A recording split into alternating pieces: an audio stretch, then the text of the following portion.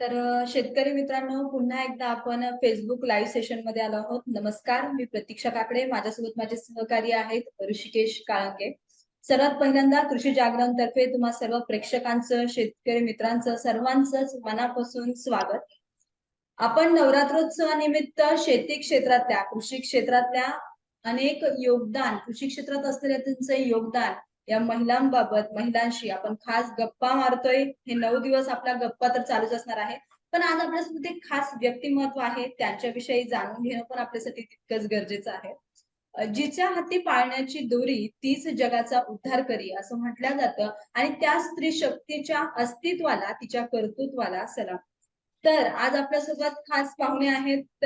आज आपल्यासोबत सातारा कृषी जिल्हा अधीक्षक भाग्यश्री पवार मॅडम आलेल्या आहेत. तर सर्वप्रथम मॅडम तुमचं कृषी जागरण मध्ये मनापासून स्वागत. नमस्कार मॅडम. नमस्कार. मॅडम, एकंदरीत आत्ताच राष्ट्रीय महिला कृषी दिवस 15 ऑक्टोबर रोजी साजरा झालाय. आता नवरात्रोत्सवाचं चालू आहे. तर महिलांची भूमिका प्रत्येक क्षेत्रात आपल्याला झळकताना दिसून येतेच आहे. तर एक महिला म्हणून तुमच्या क्षेत्रात तुमची भूमिका कशी आहे, थोडं आम्हाला सांगा. सर्वांना दुर्गा उत्सवाच्या खूप खूप शुभेच्छा.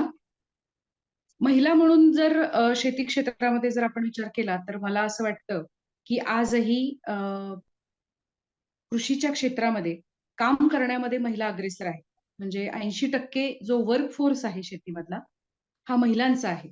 या ना त्या प्रकारे मग शेतातली भांगलण असू दे, ते अन्नधान्य काढणं असू दे, ते साठवणं असू दे, वाळवण असू दे, पाखडण असू दे, हे सर्व काम महिला करतात. त्या हे फक्त कामच करतात असं नाही, तर या कामाशी संदर्भित असलेले छोटे छोटे निर्णयामध्ये त्यांचा सहभाग असतो. ते काम कशा पद्धतीनं चांगलं करता येईल याच्यासाठी त्यांचा कटाक्ष असतो आणि ते हे काम करतात. परंतु दुर्दैव असं आहे की शेतामध्ये आपल्याकडं जरी आपण म्हणत असतो 60% जनता शेतीवर अवलंबून आहे, पण त्या 60% जनतेतले 100% कामं ह्या महिला करतात. पण महिलांच्या नावावरती असलेली शेतजमीन ही अजूनही फार कमी आहे. ही खरी गोष्ट आहे. दुसऱ्या बाजूला विचार केला तर शेतीच्या प्रशासनामध्ये सुद्धा महिला कमी प्रमाणात आहेत. आजही आहेत, पण कमी प्रमाणात आहेत. म्हणजे तुम्ही जर सहाय्यक आणि सुपरवायझर वगैरे ह्या लेवलला बघितलं तर आता आपल्याला काही प्रमाणात ते आलेल्या दिसतात. परंतु आजही अधिकारी पदावरती किंवा जिथं निर्णय प्रक्रियेमध्ये जिथं कस लागतोय, अशा पदावरती महिलांची संख्या हाताच्या बोटावर मोजावी इतकी आहे.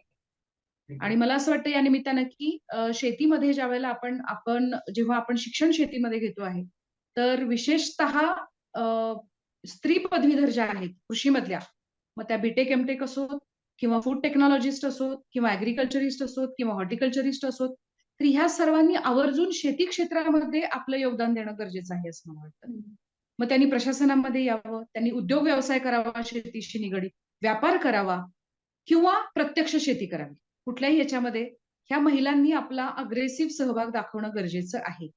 कारण जे हात शेतामध्ये आता महिलांचे राबतायत, त्या हातांना प्रशिक्षण नाही. त्या हातांना त्यांचं जे आपण स्किलची डेव्हलपमेंट म्हणतो, अत्यंत उत्कृष्ट असं कौशल्यवर्धक काम त्यांच्याकडनं होणं जर अपेक्षित असेल, तर त्या हातांच्या प्रशिक्षणावरती आपल्याला खूप मोठ्या पद्धतीने भर देणं गरजेचं आहे. आणि ते अजूनही कुठंतरी लक्ष केंद्रित करणं गरजेचं आहे.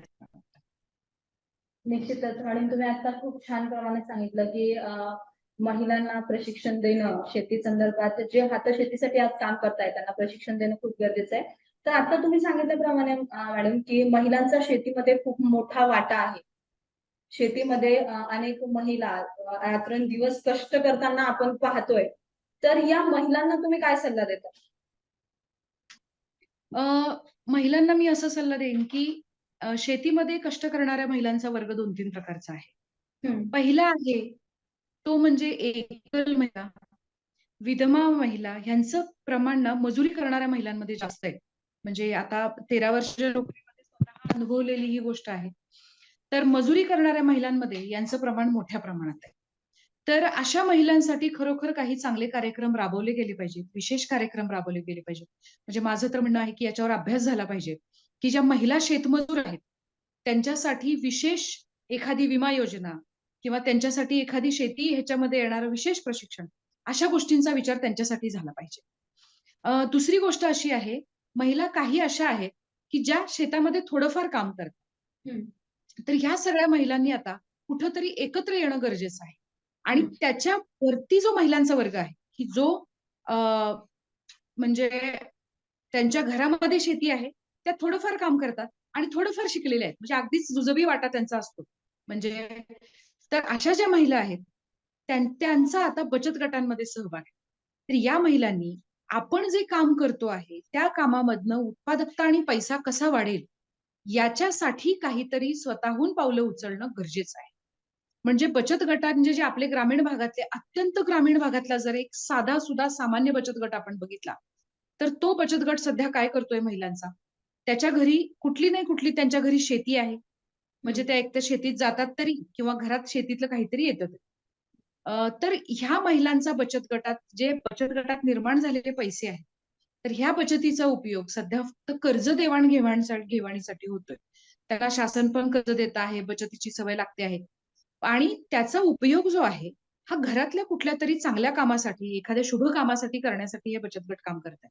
पण ह्या बचत गटांना चांगल्या प्रकारे उद्योग व्यवसायामध्ये आणण्यासाठी आणि विशेषतः शेतीच्या उद्योगामध्ये आणण्यासाठी आपल्याला विशेष प्रयत्न करणं गरजेचं आहे आणि त्याच्यासाठी आता ह्या गटांनी पुढे आलं पाहिजे, की ठीक आहे ना, आम्ही तुम्ही सांगितलं तसे ₹1,00,000 वाचवले ना, पण आता जर हे ₹1,00,000 आम्ही वाचवलेले असतील, तर त्याचे 2,00,000 कसे करायचे हे आम्हाला शिकवा. 2,00,000 करण्यासाठी जर 10 वर्ष लागत असतील, तर 5 वर्षामध्ये ते काम करायचं असेल, तर आम्ही कुठला व्यवसाय केला पाहिजे? या दृष्टीनं ह्या महिलांनी आता पुढं आलं पाहिजे आणि एक झालं पाहिजे असं मला वाटतं. आणि सगळ्यात महत्त्वाची गोष्ट, या महिलांनी गुंतवणुकीबाबत जागरूक होणं गरजेचं आहे. म्हणजे हा पैसा आम्ही कुठे गुंतवला? आम्ही कुठे व्यवसायात गुंतवणं गरजेचं आहे का? आम्ही एखाद्या फायनान्शियलमध्ये इन्व्हेस्ट करणं गरजेचं आहे का? असेल तर ती काय असते इन्व्हेस्टमेंट? ती कशी असते? हे फार आपण जर आकडेवारी काढून बघितली, तर कोट्यवधी रुपये आजही महिलांच्या बचत गटामध्ये आहेत. आणि गावोगावी प्रत्येक ठिकाणी अनेक अशा फायनान्शियल कंपन्यांचे फ्रॉड झालेले आपल्याला बघायला मिळतात. आपण त्याच्यावर कारवाई करतो. म्हणजे लाखांच्या संख्येनं कोट्यवधी रुपये आणि ह्यांचे पैसे जातात कुणाचे? तर हे ह्या महिलांचे जातात. हं, हं. त्यांनी छोटं-मोठं करून ठेवलेलं असतं. त्यांना वेगवेगळ्या प्रकारची आमिषं दाखवली जातात आणि हे पैसे जातात. दुसऱ्या बाजूला हा पैसा बँकांमध्ये फक्त पडून आहे किंवा तो मग अशा कुठेतरी चुकीच्या मार्गाने. ह्या पैशाचं विनियोजन मायक्रो लेव्हलला उद्योग व्यवसाय वाढवण्याच्या दृष्टीनं होणं आणि ते इंटिग्रेटेड होणं म्हणजे वेगवेगळ्या विभागांच्या मदतीनं होणं, ही आत्ताची आवश्यकता आहे असं मला वाटतं. बरोबरच मॅडम. आता म्हटलं तुम्ही बचत गटाला सरकारकडून इकडून प्रोत्साहन येते. तसंच गट शेतीलाही सरकारकडून प्रोत्साहन दिलं जाते. पण पाहिजे त्या प्रमाणात आपल्याकडे गट शेतीला असं म्हणजे गट शेती करून शेती करावी असं शेतकऱ्यांकडून केलं जात नाही. नेमकं त्यासाठी काय अडचणी आहेत किंवा शेतकऱ्यांच्या काय अडचणी, कारणं काय आहेत? आपलं म्हणणं बरोबर आहे. 2017 पासून शासनाने 2022 पर्यंत एक चांगली गट शेतीची योजना राबवली, ज्याच्यामध्ये खूप इंटिग्रेटेड काम होणं गरजेचं होतं. आता गट शेतीच्या बाबतीत माझा हा स्वतःचा अनुभव असा आहे, की आपल्याला शेतकऱ्यांना ज्या प्रमाणात महिला बचत गटासाठी एकत्र येतात. लक्षात घ्या, बचत गट यशस्वी का झाले? तर हं. त्यांना एकत्र बांधून ठेवण्यासाठी काहीतरी प्रोग्राम दिला गेला आणि तो बरं. वर्षानुवर्ष कन्सिस्टंटली सातत्यपूर्ण रीतीने तो प्रोग्राम राबवला गेला. हं. त्यामुळे आजही बचत गटांच्या मीटिंगा होतात किंवा ते काही ना काही करून ते करतात एकत्र येऊन काहीतरी. पण हे होण्यासाठी त्यांना एकत्र बांधून ठेवण्यासाठी काहीतरी एक सिस्टम निर्माण केली गेली आणि ती सिस्टम सतत अद्ययावत करून ती सिस्टम राबवली गेली.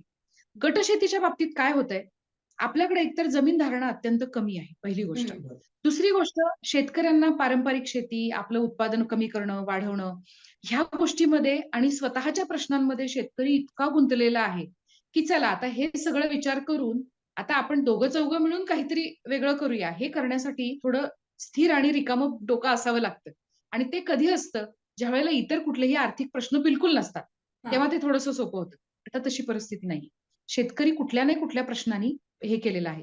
बरं असं आहे का, आता बचत गटांचा विचार केला तर ठीक आहे बाबा, महिलांच्या प्रश्नामध्ये कुठेतरी तुम्हाला कॉमन गोष्टी दिसतील. पण तुम्ही शेतकऱ्यांचे आणि शेतीचे प्रश्न ॲज सच विचार करायला गेला, तर तो प्रश्न मात्र कोकणात वेगळा, पश्चिम महाराष्ट्रात वेगळा, मराठवाड्यात वेगळा, विदर्भात वेगळा. एकाच जिल्ह्यात 10 गावांमध्ये वेगवेगळे प्रश्न आपल्याला दिसतील. मग ह्या प्रश्नांच्या बाबतीत बेसिकली रूट लेव्हलला त्यांच्यामध्ये जागृती होणं गरजेचं आहे. प्रोग्राम केव्हा यशस्वी होतो तर तो जेव्हा स्टेप बाय स्टेप जाईल त्यावेळेला यशस्वी होतो.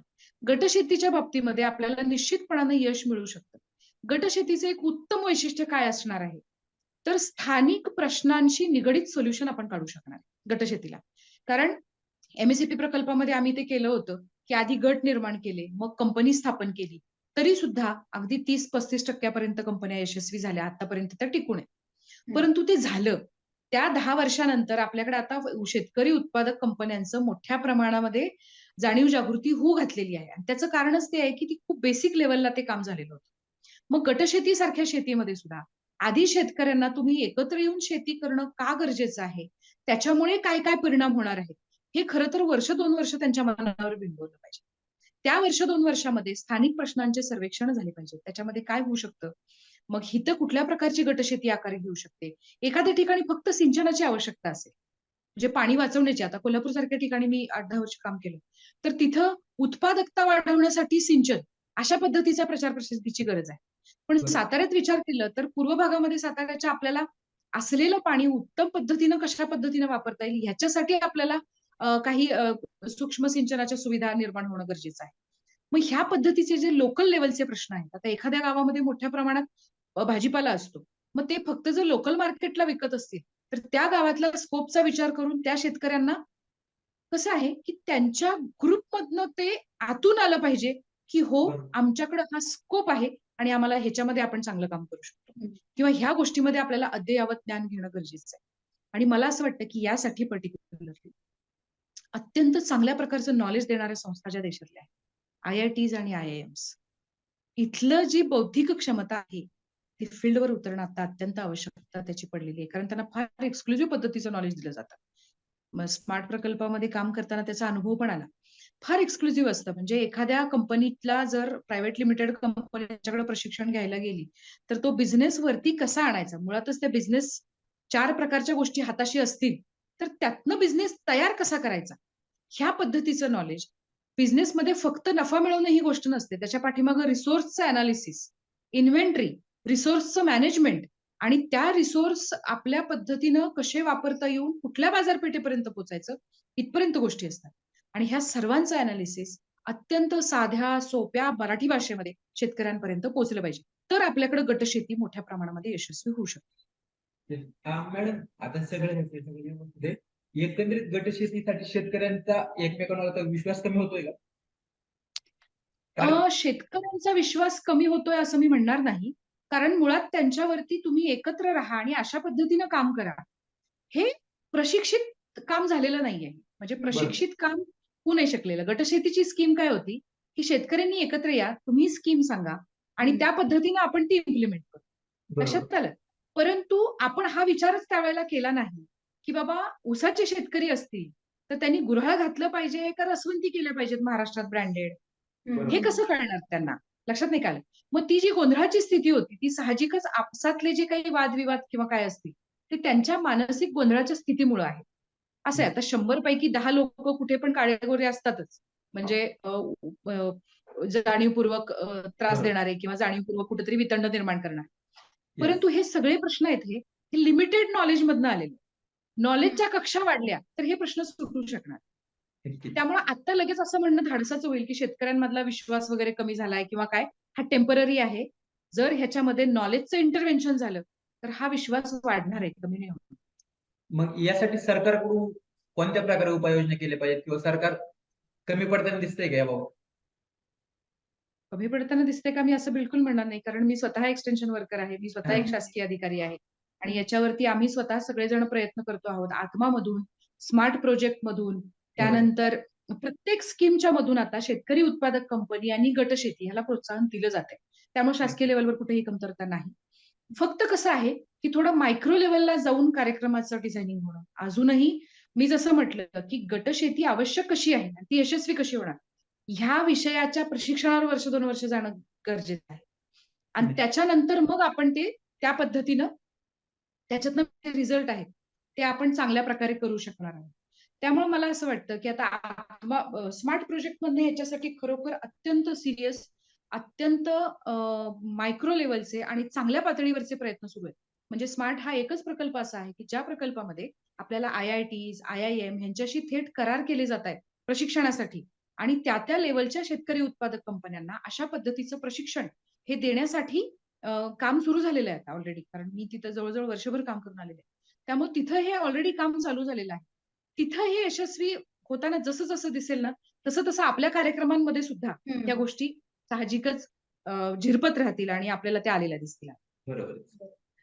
मॅडम एक सातारा कृषी जिल्हा अधीक्षक म्हणून काम करताना तुम्हाला कधी म्हणजे शहरी भाग आणि ग्रामीण भाग म्हणजे मला असं म्हणायचंय की शिक्षित आणि अशिक्षित शेतकरी महिला किंवा शेतकरी हा कधी काही फरक जाणवतो का? शेतकरी महिलांचा जर फक्त विचार केला तर हं, अशिक्षित महिला आणि सुशिक्षित महिला तसा फरक असतो थोडासा. हं, कारण ज्या शेतकरी महिला आहेत आणि ज्या हं, अशिक्षित आहेत, हं, त्यांचं पारंपरिक शेतीतलं ज्ञान फार वरच्या लेव्हलचं आहे. हं, जे आपण अजूनही ते काढलेलं नाहीये बाहेर. ही हं, खरी हं, गोष्ट आहे. म्हणजे आम्ही आता असा अनुभव घेतलेला आहे, की जावली तालुक्यातल्या एक महिला आहेत म्हाते गावच्या. त्यांना आम्ही थोडंसं आम्ही त्यांना पुश केलं. त्यांना थोडंसं आम्ही एक व्यासपीठ उपलब्ध करून दिलं. तर त्या आता नेते काय बोलतील अशा पद्धतीनं त्या स्वतःचं मत मांडतात. हं, स्वतःचा बिझनेस समोर मांडतात. मी म्हणते तेच बरोबर आहे. अतिशय म्हणजे नऊवारी साडी नेसून मोठं कुंकू लावून आणि नथ घालून त्या एखाद्या प्रदर्शनामध्ये आपली वस्तू हं, विक्रीसाठी त्या उभ्या राहतात. म्हणजे त्यांना थोडासा आत्मविश्वास दिला, तर त्या मोठ्या प्रमाणामध्ये पुढे जाऊ शकतात. दुसऱ्या बाजूला सुशिक्षित महिला ज्या आहेत ना, त्यांच्यामध्ये हे सगळं जे टीव्ही कल्चर आहे आणि जाहिरात हं, कल्चर आहे. याच्यामुळे कुठेतरी एक प्रकारचं शेतीबद्दलचं थोडंसं म्हणजे कमीपणाची जाणीव, की बाबा ठीक आहे, शेती आहे दॅट्स ओके. पण हं, नोकरीचं किंवा पैसे कशातनं घरी येतायत, नाही का? तर अशा पद्धतीचं हे तयार झालेलं आहे, जे आपल्याला खरोखर ज्याच्यावरती काम होणं गरजेचं आहे. आणि ते जर आपण काम केलं, तर सुशिक्षित महिलांचा जो विचार क्षमता आहे, त्यांचं बौद्धिक ज्ञान आहे, त्यांना मिळालेलं जे नॉलेज आहे, ते हं, मग शेतीमध्ये यायला मदत होईल. पण जेव्हा सुशिक्षित महिला आणि शेती एकत्र येतात, तेव्हा अत्यंत उत्कृष्ट प्रयोग झालेले मी स्वतः हं, पाहिलेत. मी कोल्हापुरामध्ये पण पाहिलेले आहेत आणि मी साताऱ्यामध्ये पण आता अनुभवते आहे ते, की जेव्हा शेतीचं ज्ञान आणि शेती म्हणजे शेतीचं ज्ञान आणि महिला शेतीमध्ये ज्यावेळेला येतात, त्यावेळेला मात्र खूप चांगलं आपल्याला जे कॉम्बिनेशन आहे, ते बघायला मिळते. आपल्याला आश्चर्य वाटेल, सातारामध्ये 2 शेतकरी उत्पादक कंपन्या अशा आहेत, की ज्यांचं काम चालवण्याचं काम ह्या 2 ग्रॅज्युएट झालेल्या मुली करतायत. हं, यथावकाश त्यांच्या कंपन्या यशस्वी होतील आणि आपल्याला ते दिसलेच. परंतु ग्रॅज्युएट झालेल्या मुली करतायत. मग हे होणं गरजेचं आहे आणि विशेष म्हणजे सर्व पुरुष वर्ग आणि सर्व महिला वर्ग त्या उत्पादक कंपन्यांमध्ये जो आहे, तो ते ऐकतोय, की नाही आम्हाला ह्या सन्मतीताईंनी, पौर्णिमाताईंनी आम्हाला जे सांगितलेलं आहे, त्याच्यामुळे आमची कंपनी पुढे झाली. त्यांना अनेक अडचणी येतायत बरं का. म्हणजे त्यांना प्रत्येक ठिकाणी ठेचाळावं लागतंय. त्यांना हो. सुद्धा ह्या सगळ्या अंतर्गत वादविवाद किंवा हे सगळं सामना करायला लागतोय. पण त्यातनं ते शिकत-शिकत पुढे चाललेले आहे. पण सुशिक्षित अ, बुद्धिमत्ता, सुशिक्षित मेंदू, सुशिक्षित जे विचार क्षमता आहे, ती जाणीवपूर्वक शेतीमध्ये येणं गरज आहे. हं. बरोबर मॅडम. तुम्ही ह्या सर्व गोष्टी सांगितल्या पण आजही आपण जेव्हा शेतीच्या दृष्टिकोनातून विचार करतो, तर मला असं वाटतं, की महिलांना आजही वर्कर म्हणजे मजूर म्हणून बघितलं जातं. तर यात बदल होण्यासाठी काय केलं पाहिजे? ही गोष्ट खरी आहे, की महिलांकडे मजूर म्हणून बघितलं जातं. हं, शासन स्तरावरनं त्याच्यासाठी इनिशिएटिव्ह आहे. ते म्हणजे आमच्या खर्चाचा काही भाग जो आहे, हा कंपल्सरी महिला लाभार्थ्यांवरती खर्च झाला पाहिजे. हं. हे अधिकृत आहे. परंतु ज्यावेळेला आपण असं म्हणतोय, की अ, महिलांकडे मजूर म्हणून बघितलं जातं, त्याला कारणच हे आहे, की मोठा वर्कफोर्स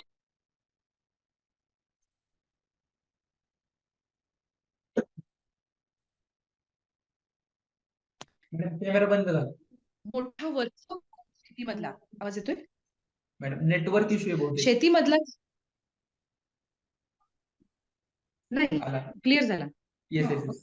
शेतीमधला जो मोठ्या प्रमाणात असलेला वर्कफोर्स आहे, हा हं, जो शेतामध्ये मजुरीची बनवली जाणारी बेसिक सगळी कामं आहेत, ही हं. कामं महिला करतात. परंतु आवाज येत नाही. की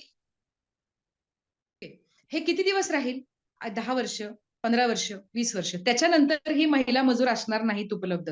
लक्षात हं, घ्या. कारण तुम्ही माझ्यासारख्या ज्या महिला आहेत, त्या हं, सुशिक्षित झालेल्या, ते शेतामध्ये नंतर मजूर म्हणून काम करणार नाहीत. आपल्याला यांत्रिकीकरणाकडे जावं लागेल. त्यामुळं माझं म्हणणं पुन्हा एकदा असंच आहे की जे महिला शिक्षण घेत आहेत कृषी क्षेत्राचं म्हणून, BSc असो, MSc असो, कुठल्याही विषयाचं असो, शेती क्षेत्रात किंवा सायन्स क्षेत्रातल्या, त्यांनी जाणीवपूर्वक शेतीमध्ये आलं पाहिजे. तर एकतर हे मजूर म्हणून पाहणं बाजूला जाईल. दुसरी गोष्ट ह्याच्यामध्ये अशी आहे, मी ज्या महिला बचत गटाचा उल्लेख केला मगाशी, त्या गटांनी स्वतः आपापल्या घरच्या शेतीमधला काही भाग घेऊन त्या शेतीमध्ये थोडंसं पुढे येण्यासाठी आपली निर्णय क्षमता दाखवली पाहिजे. की ठीक आहे, प्रत्येकीनं आपापल्या घरची 10 गुंठे शेती घ्यावी आणि त्या शेतीमध्ये काहीतरी वेगळा प्रयोग शासनाच्या योजनांच्या मदतीनं करावा. आम्ही निश्चितपणे आहोत. आता तर PMFME सारख्या स्कीम आहेत, ज्याला शेती आहे नाही तरी सुद्धा तुम्हाला उद्योजक व्यवसायात होता येतं. प्रशिक्षणासह सगळे लाभ आहेत. त्यामुळे अशा योजनांचा लाभ घेऊन ह्या महिलांनी आपल्या शेतीमध्ये नवीन प्रयोग करण्यासाठी पुढे आलं पाहिजे. हे निर्णयक्षम झालं पाहिजे. ते झालं तर आपला मजूर म्हणून असलेला निघू शकेल. आणि दुसरी गोष्ट अशी आहे की एक मध्यम वर्ग, एक थोडासा सुखवस्तू होत असलेला मध्यम वर्ग जो आहे सर्व स्तरामधला, म्हणजे ग्रामीण असो किंवा शहरी असो, तर ह्या मध्यम वर्गांमधला जो महिला वर्ग आहे हा कामाच्या दृष्टीने अजूनही थोडा रिलक्टंट आहे. एक लक्षात घ्या, पण माझं असं म्हणणं आहे की आपल्या देशामध्ये जर 55 कोटी महिला असतील तर ह्या सगळ्या अर्थार्जन करणाऱ्या असल्या पाहिजेत. अन्यथा आपण पुढे लवकर नाही जाऊ शकत. आपल्याला जायचं असेल पुढं तर साहजिकच साधा नियम आहे की मॅक्झिमम लोकसंख्या ही काम करणारी असली पाहिजे. त्यामुळे या मध्यम वर्गाने जागरूक होणं गरजेचं आहे. आपले थोडेसे इंटरेस्ट म्हणजे तरी साड्या, दागदागिने नाही का, आणि सुखवस्तू राहणं, ह्याच्यातनं थोडंसं बाजून माझ्याकडे जे आहे ते मी माझ्या शेजारच्या ज्या नाहिरे वर्गातल्या महिलेला मी कसं देईन याच्यावरती थोडं जर त्यांनी लक्ष केंद्रित केलं तर हा विषय राहणार नाही की महिलांकडे फक्त मजूर म्हणून बघितलं जातं. बरोबर. मॅडम तुम्ही आता सांगितलं की महिलांची निर्णय क्षमता वाढली पाहिजे, महिलांनी निर्णय घेतला पाहिजे. पण मला असं वाटतं की एकंदरीत मग या बाबतीत पुरुषांनी कसं महिलांना प्रोत्साहित केलं पाहिजे. आजही शेती क्षेत्रात महिला काम करतायत, परंतु निर्णय क्षमता घेण्याचा त्यांना हक्क नाहीये, त्यांना अधिकार नाहीये. असं बऱ्याच ठिकाणी आपण शेतीच्या माध्यमातून बघतो. त्यांना काय करायचं हे त्यांचे विचार कोणी घेत नाही. बरोबर. याच्यामध्ये 2 बेसिक कारण आहेत. पहिली गोष्ट आहे की आपण परंपरागत जी आपली जीवन पद्धती आहे त्याच्यामध्ये एक सांगितलेलं आहे की मॅडम आवाज त्याच्यामध्ये हे सांगण्यात आलेलं आहे की स्त्रीनी घर सांभाळावं आणि पुरुषांनी कामं करावी. तो एक छोटासा परंपरागत विषय आहे. परंतु आता महिला शिकून जशा पुढे जात आहेत तसं थोडंसं निर्णय क्षमता आपल्याकडे असली पाहिजे ह्याची थोडी जाणीव जागृती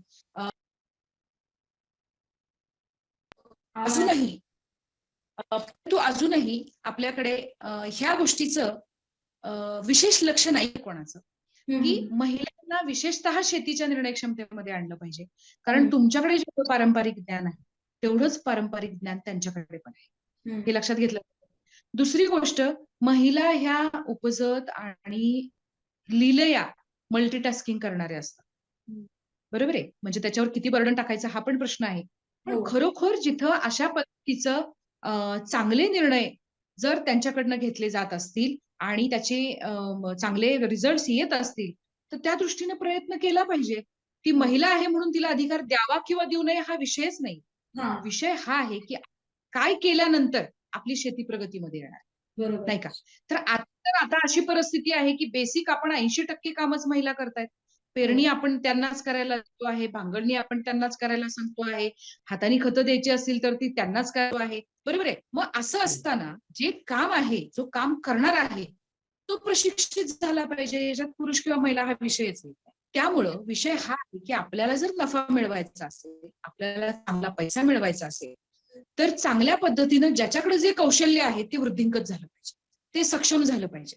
आणि मग विषय येतो की तसं असेल तर मग महिलांना कुठे कुठे आपल्याला निर्णय क्षमता पुढे त्यांनी आणली पाहिजे. आणि त्याला दुसरं कारण मी जसं म्हटलं की परंपरागत दृष्ट्या महिला स्वतः सुद्धा नाही मी हे म्हणतेय हे थोडंसं बरोबर आहे असं करून आपण बघितलं पाहिजे अशा पद्धतीनं बोलत नाहीत. हे सुद्धा त्याला एक कारण आहे. तसं बोललं गेलं पाहिजे, नाही का. आणि शेवटी कुठे एक भावनिक विषय येतो माहितीये का, ते अनुभवाचे बोलायचे नाही, मग ते म्हणता येतं मग असू ते सांगतात ना, कशाला ना, म्हणजे ठीक आहे ना, त्यांच्या होऊ देत. काय होईल, थोडंसं नुकसानच होईल, त्यांनी काय फरक पडणार. हा बरोबर. शेवटी त्याच्यामध्ये भाग येतो, म्हणजे ज्यावेळेला आपण शेती आणि निर्णयाचा विचार करतो त्यावेळेला. त्यामुळे हे कुठंतरी नाही, शेती भावनेनं नाही चालत. शेती जर व्यवसाय करायचा असेल, उद्योग म्हणून करायचा असेल, तर तो नफ्याचा दृष्टिकोन समोर ठेवून केला पाहिजे आणि त्या पद्धतीनं त्याच्यामध्ये निर्णय घेतले पाहिजे.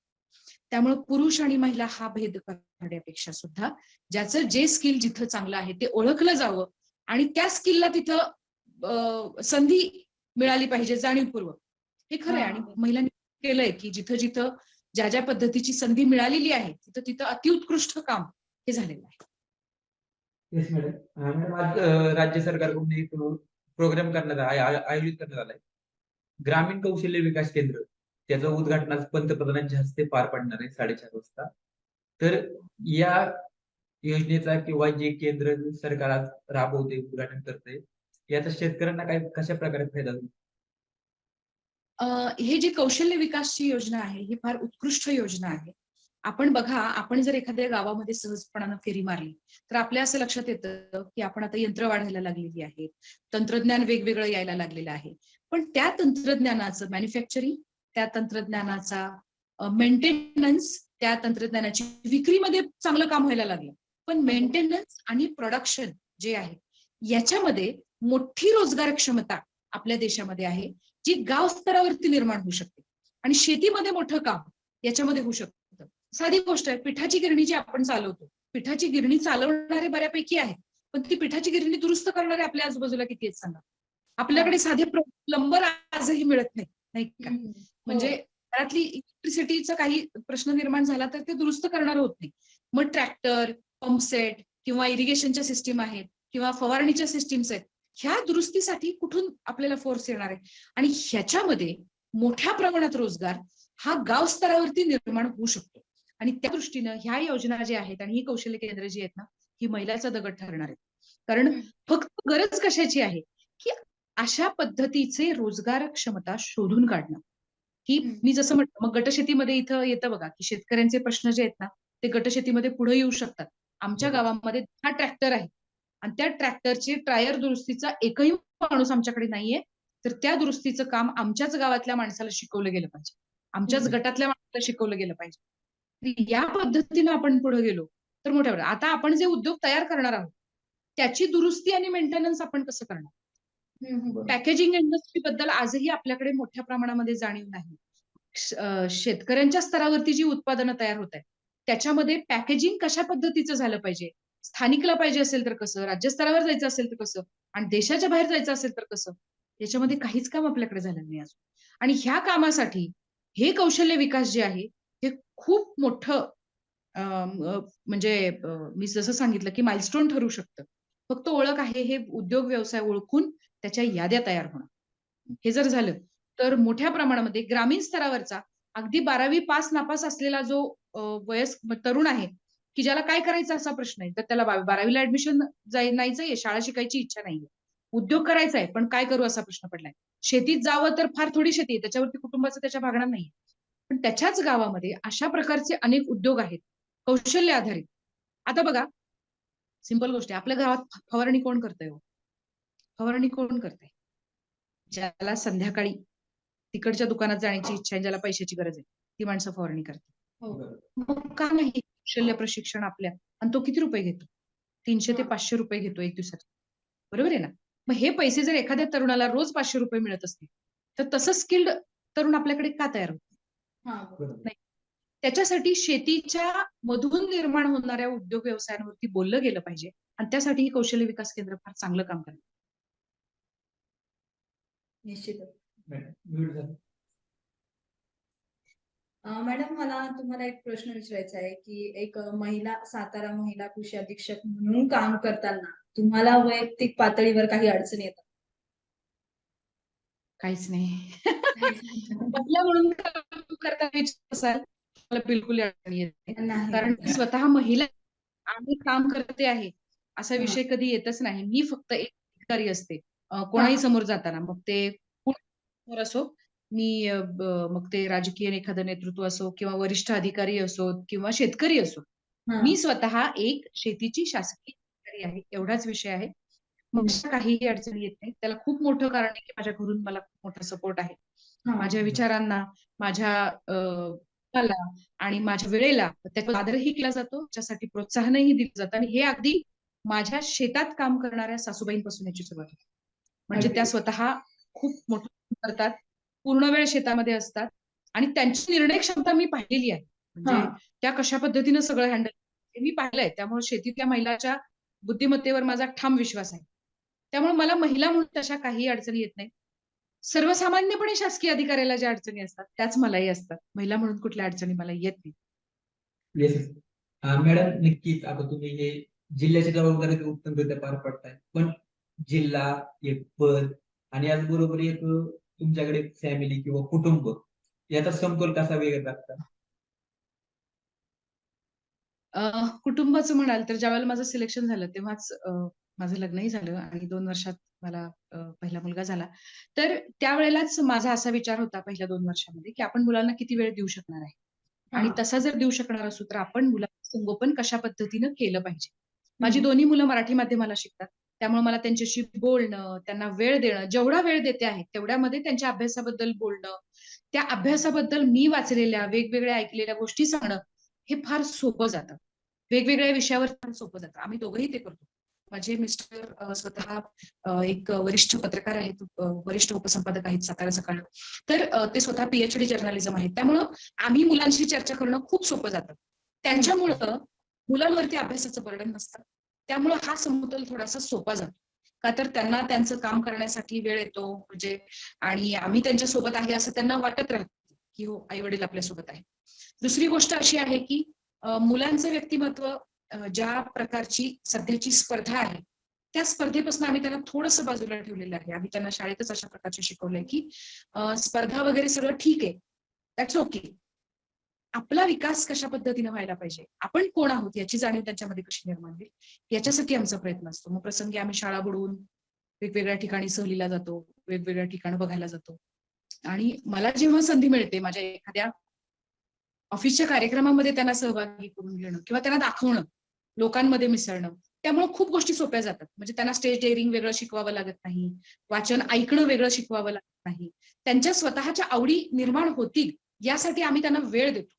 त्यामुळे काय होतं, की आम्हाला फार बोलावं लागत नाही. आणि त्यामुळे साहजिकच समतोल हा थोडासा सोपा होतो, की माझं मला काम आहे. मग आई तू किती वाजता येणार आहेस? तर आई आता 7 वाजता येणार आहे संध्याकाळी. ठीक आहे, मग माझं हे काम आहे, हे करायला आपल्याला जावं लागेल. ओके. ते पण 7 नंतर होईल. ठीक आहे. हां.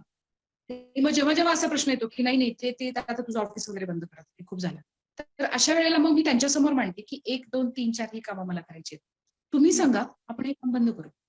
पण त्याचा फायदा हा होणार आहे. मला असं वाटतं, की जेव्हा आपण थोडेसे बुद्धिमान आहोत, आपण थोडंसं काहीतरी आपल्याकडे नॉलेज आहे, तर ते आपण समाजातल्या इतर लोकांना दिलं पाहिजे. मग हे आपण काम बंद करायचं का?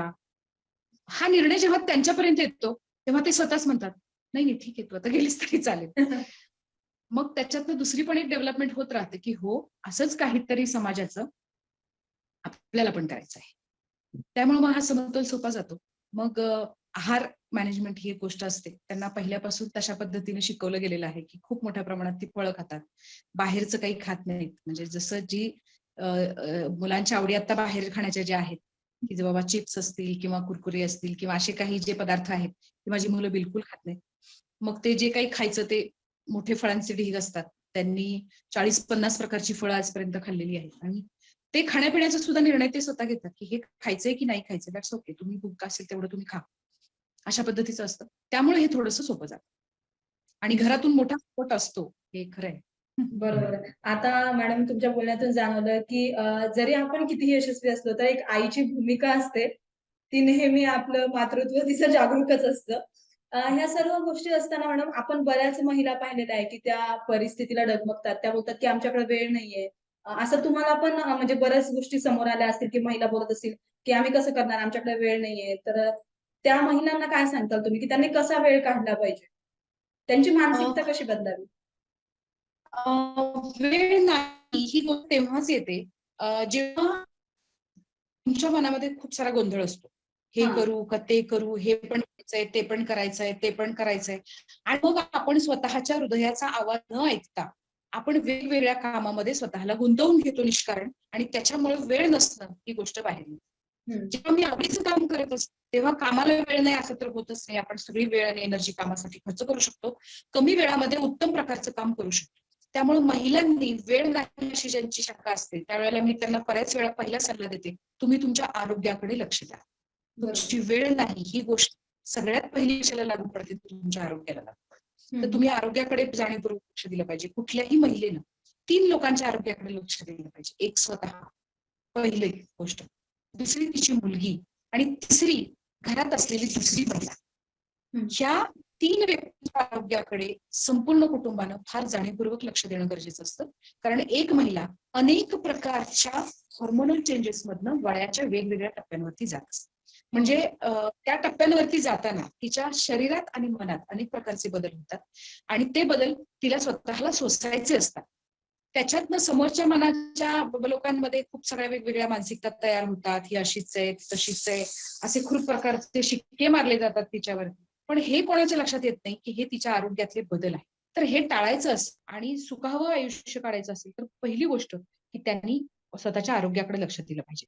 दुसरी गोष्ट, वेळेच्या व्यवस्थापनामध्ये काय महत्वाचं आणि काय कमी महत्वाचं हे महिलांना सांगणं फार गरजेचं आहे. कारण आपण इतकी कामं प्रत्येक ठिकाणी मी सुपर आहे अशा प्रकारची एक मानसिकता आपण करून ठेवलेली आहे की मी सुपर मॉडेल असली पाहिजे, मी सुपर असली पाहिजे, म्हणजे आणि तरी पण मी थकलेली नाही दिसली पाहिजे, मी मालिकेतल्या महिलेसारखी अत्यंत सुंदर सोज्वळ मी कुठेही गेली तरी लगेच दिसली पाहिजे. आणि तसं नाही दिसलं फार वेगळी पडणार आहे आणि ते सगळं मला नावं ठेवलं जाणार आहे. मग त्याच्यासाठी माझ्या आरोग्याची किती वाट लागली तरी चालेल आणि मी ते सगळं फिगर वगैरे मेंटेन केली पाहिजे. हे असे काहीतरी गैरसमज आपल्यामध्ये आहे. आणि दुसरी महत्वाची गोष्ट की आपण घरामध्ये सुद्धा अनेक प्रकारची कामं महिला आणि पुरुष दोघांनाही खरं तर करावी लागतात. परंतु महिलांना बऱ्याच वेळा आपण ते पाठीवर टाकायची सवय असते. नाश्ता आत्ता आहे ना, नाही नाही, ही जाऊ देत, मग मी करते. सिंपल उदाहरण आहे, आपण गाडीमध्ये पेट्रोल केव्हा घालतो? प्रवासाला निघण्यापूर्वी की प्रवास करून आल्यावर? ऑब्व्हियसली प्रवासाला निघण्यापूर्वी. आणि एक महिला काम कधी करते? सकाळी 6 वाजल्यापासून 11 वाजेपर्यंत, बरोबर? आणि खाते कधी? काम झाल्यानंतर. हा आपल्या सगळ्यांमधला मूलभूत प्रश्न आहे, हा सुटला पाहिजे. म्हणजे जेव्हा काम आहे तेव्हा आपण खाण्याकडे लक्ष देत नाही, काम संपल्यानंतर निवांत खातो. त्यामुळे साहजिकच शरीराला अतिशय चुकीचे संदेश दिले जातात आणि ते प्रश्न आणि मग मानसिक गोंधळ, अनेमियासारखे आजार, ह्या गोष्टी होतात. पण खूप कष्ट करताना शरीराचे प्रश्न किंवा ह्याचे प्रश्न निर्माण होतातच. पण खरोखर बसून शांततेनं विचार केला पाहिजे की मला काय करायचंय नेमकं आता, मी हे करणं गरजेचं आहे का? आता मी हा ग्लास उचलून इथून तिथे नाही ठेवला तर काय फरक पडणार आहे? हा विचार खरोखर केला पाहिजे.